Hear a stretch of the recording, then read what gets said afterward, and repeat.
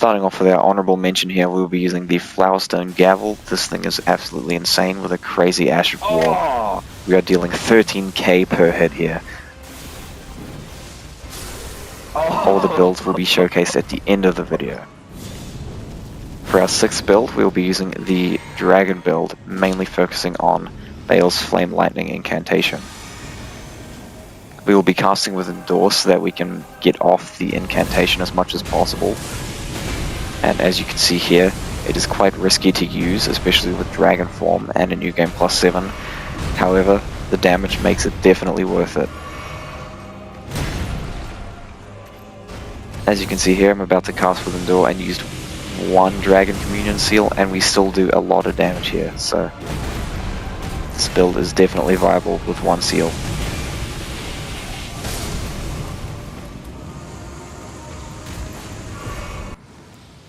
For our 2nd build here, we will be using the Spinning Gravity Thrust Lead Proccing Colossal build. This build is insanely powerful, specifically on New Game Plus or New Game, mainly because in New Game +7 you are stuck in the Ash of War, so if an enemy is attacking you, then there is a slight chance they will kill you, due to the amount of damage that most things do in New Game +7, especially in the DLC. However, this showcase is perfect for this build because the dragon can't exactly hit you that many times, and if he does hit you, then it's usually just 1 attack that isn't enough to finish you off. So overall here, this was a really good enemy to use this on.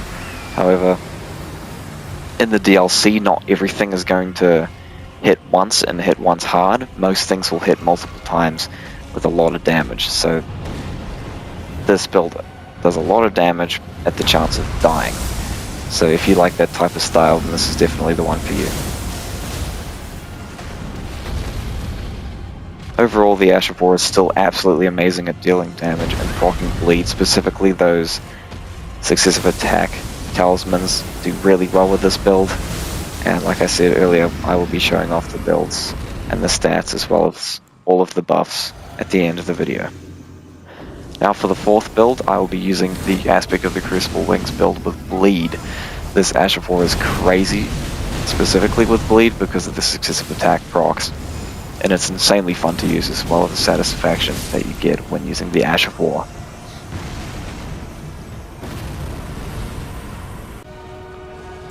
Coming up with our next build here, we'll be using the Savage Lion's Claw on the Bloodfiend's arm, and in our offhand we will have a weapon that boosts red main skills, including Savage Lion's Claw.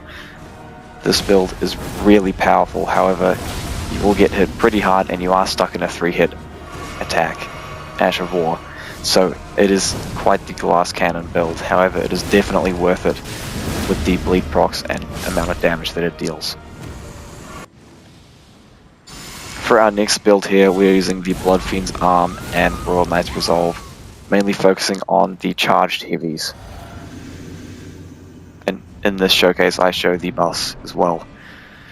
We will be using this on Morgoth, and he moves around a lot in the beginning here, so I do have to end up trading with him to get a hit to start off the actual fight, but that may be an issue with other enemies as well. However, once you get in that hit, you'll start to get in more and more hits, and they will die very quickly, because typically in New Game or New Game Plus, I've seen bosses die to like 3 to 4 heavy attacks from this build, and even New Game +7, Morgoth dies to 3 heavy attacks with this build. So it's absolutely insane, and definitely deserves to be in the number 2 slot here.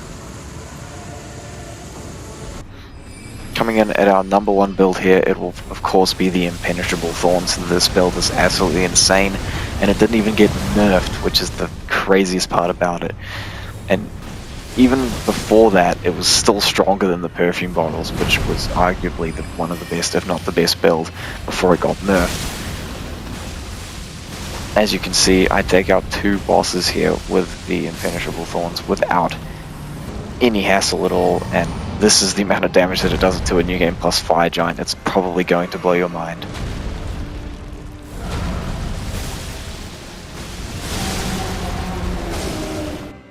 As you can see here, we hit 32k, 42k, which is actually insane in a matter of seconds as well.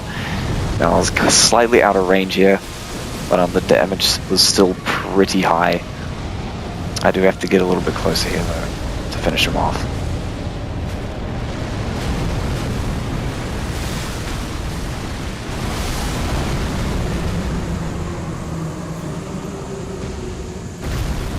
Starting off with the Impenetrable Thorns build here, we have the Maternal Staff as our main here.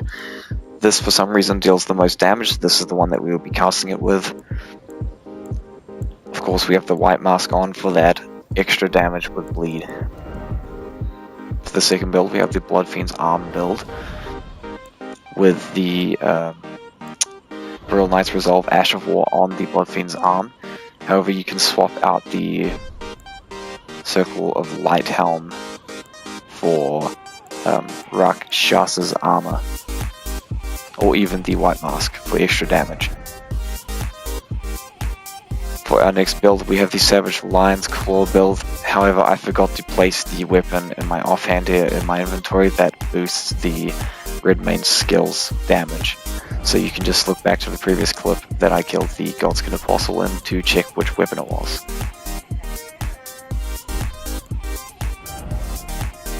Our next build here is the Spinning Gravity Thrust build with the Blood Greatsword plus 25. We have the Rakshas's Armor on, of course, as well as the Blood-Sucking Tear and the Successive Attack Talismans on, as well as the Shard of Alexander.